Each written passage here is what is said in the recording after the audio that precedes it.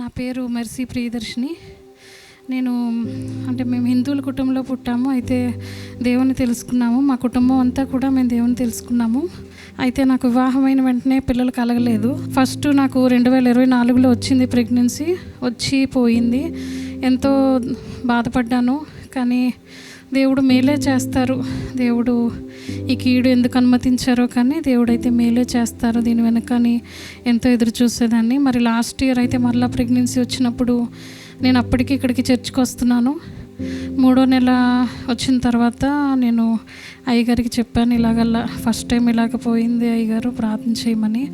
అయ్యగారు అమ్మగారు ఇద్దరు నాకు గర్భం మీద చేయి వేసి ప్రార్థన చేశారు. మరి దేవుడు అందరి మొరలు ఆలకించి, అయ్యగారు అమ్మగారు మొరలు కూడా ఆలకించి, దేవుని మహాదయని బట్టి నాకు మరి బైబిల్లో ఉంటుంది కదండి, గర్భఫలము యెహోవా ఇచ్చు బహుమానమని. దేవుడు నాకు ఇచ్చిన బహుమానము ఇదేండి పాప. తన పేరు స్తుతి అర్పణ. దేవుడు చిన్న సాక్ష్యంను దీవించునుగాక. Praise the Lord. Thank you sister. God bless you.